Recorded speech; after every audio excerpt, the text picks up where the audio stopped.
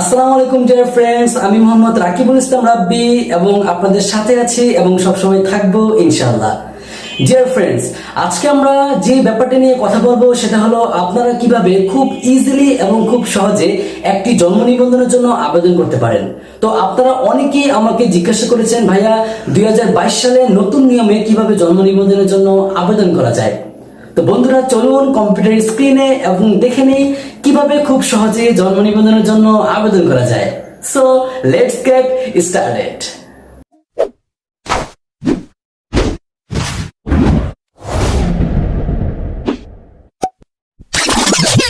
জন্ম নিবন্ধন করার জন্য অবশ্যই কি কি ডকুমেন্টস প্রয়োজন হবে সেগুলো আগে জানতে হবে।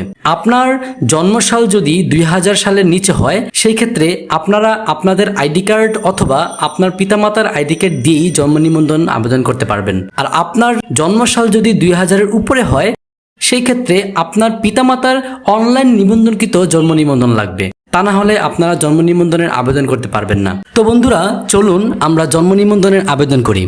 প্রথমে আপনারা আপনাদের কম্পিউটার স্ক্রিনে থাকা ক্রোম ব্রাউজার অথবা আপনাদের মোবাইল ফোনে গুগলে গিয়ে সার্চ দিবেন www.bdris.gov.bd।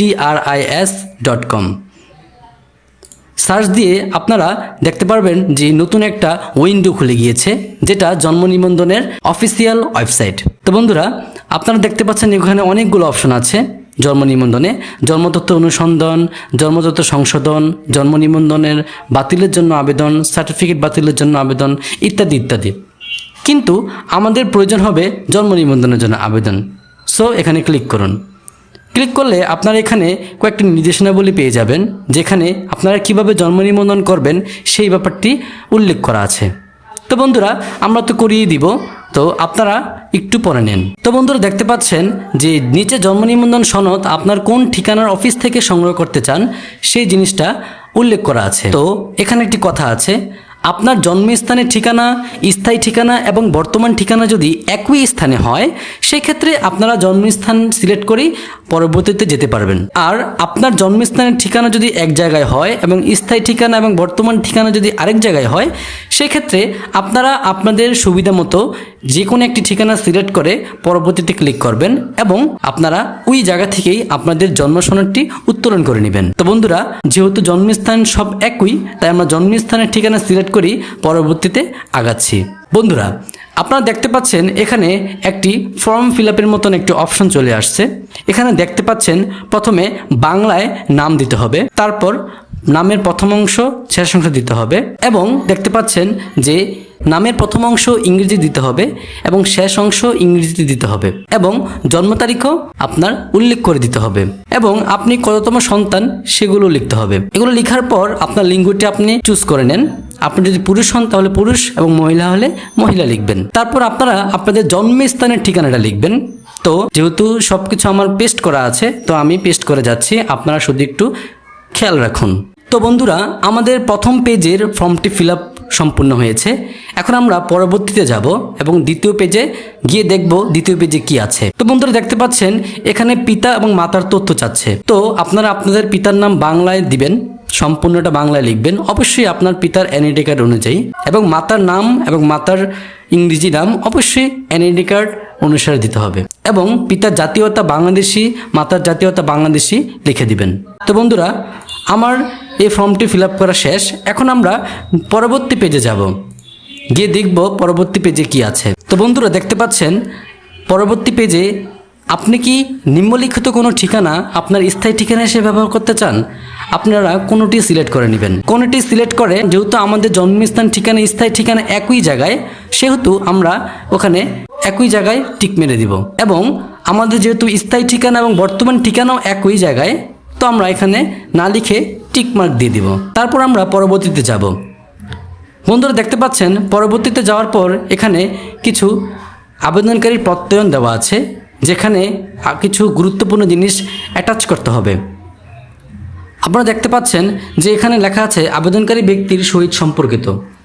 আপনি যদি নিজে আবেদনকারী হয়ে থাকেন তাহলে এখানে আপনারা নিজ সিলেক্ট করবেন, আর যদি নিজ ছাড়া অন্য কেউ হয় তাহলে সেক্ষেত্রে আপনারা অন্যান্য সিলেক্ট করে দিবেন এবং অন্যান্য সিলেক্ট করে দিলে অবশ্যই তার জাতীয় পরিচয়পত্র নাম্বারটি এখানে উল্লেখ করে দিবেন এবং তার নামটি উল্লেখ করে দিবেন। আর যদি নিচে হয়ে থাকে তাহলে আর কিছু লেখা লাগবে না, অটোমেটিকই সেটা পূরণ হয়ে যাবে। পূরণ হওয়ার পর আপনারা শুধু আপনাদের নাম্বারটি দিয়ে দিবেন। যেহেতু নিজেই করতেছি সেহেতু আমি শুধু নিজ সিলেক্ট করে শুধু নাম্বারটি বসিয়ে দিলাম এবং আমার ইমেল আইডিটি দিয়ে দিলাম। তারপর আপনারা আপনাদের যেই প্রমাণপত্রগুলো, যেমন আপনার পিতামাতার আইডি কার্ড এবং আপনার যদি আইডি কার্ড থাকে সে আইডি কার্ড, অথবা আপনার যদি কোনো এডুকেশনাল কোনো সার্টিফিকেট থাকে সেই সার্টিফিকেটগুলো খুব সুন্দর করে 100 কিলোবাইটের মধ্যে ফাইলটি সেভ করে রাখবেন এবং আপনারা আপনাদের ফাইলগুলোকে এখানে সংযোজন করবেন। অবশ্যই সংযোজন করার সময় খেয়াল রাখবেন যাতে আপনার সংযোজনকৃত যে ছবিটি সেটি 100 কিলোবাইটের মধ্যে হতে হবে। তো আপনারা যারা ছবি 100 কিলোবাইটের মধ্যে নিতে পারছেন না তারা আমার পরবর্তী ভিডিওটি দেখবেন, অবশ্যই শিখে যাবেন কিভাবে 100 কিলোবাইটের মধ্যে ছবি সেভ করতে হয়। তো বন্ধুরা, আমাদের সিলেক্ট করা শেষ, আমরা এখন পরবর্তী ধাপে চলে যাব। বন্ধুরা দেখতে পাচ্ছেন আপনারা এতক্ষণ যাবৎ যা করেছিলেন তা এখানে একটি সুন্দর একটি পেজে এসে তা আপনাদেরকে দেখাচ্ছে। আপনারা অবশ্যই সাবমিট করার আগে আপনাদের নাম, আপনাদের পিতার নাম, আপনাদের মাতার নাম, আপনাদের ইংরেজিতে নামের বানান, আপনাদের জন্ম তারিখ এবং আপনাদের লিঙ্গটা অবশ্যই আপনারা দেখে নেবেন এবং আপনাদের জন্মস্থানের ঠিকানা, স্থায়ী ঠিকানা এবং বর্তমান ঠিকানা অবশ্যই যাচাই করে নেবেন। এরপর আপনারা আপনাদের যে আবেদনটি সেই আবেদনটি সাবমিট করে দিবেন। তো বন্ধুরা দেখতে পাচ্ছেন আমাদের কাজ সাকসেস, এখানে লেখা হয়েছে যে সাকসেস, আবেদনটি সফলভাবে সাবমিট করা হয়েছে। তো বন্ধুরা আপনারা এইভাবেই আপনারা আপনাদের জন্ম নিবন্ধনের আবেদন করবেন এবং এই ফর্মটি অবশ্যই 15 দিনের মধ্যে আপনাদের নিকটস্থ যে নিবন্ধক কার্যালয় আছে সেখানে জমা দিবেন। বন্ধুরা এরপর আপনারা এই আবেদনটি যে কোনো কম্পিউটার দোকানে নিয়ে গেলেই তারা ইউজার আইডি অর্থাৎ আপনার আবেদনের নম্বরটি দিয়েই আপনাদের এই ফর্মটি প্রিন্ট করে দিবে। তো আজকের মতন এই বন্ধুরা, ইনশাল্লাহ আগামী কোনো ভিডিওতে দেখা হবে এবং আগামী কোনো ভিডিওতে তথ্য সম্পর্কে আপনাদেরকে জানাবো। আসসালামু আলাইকুম ওয়া রাহমাতুল্লাহি ওয়া বারাকাতুহু।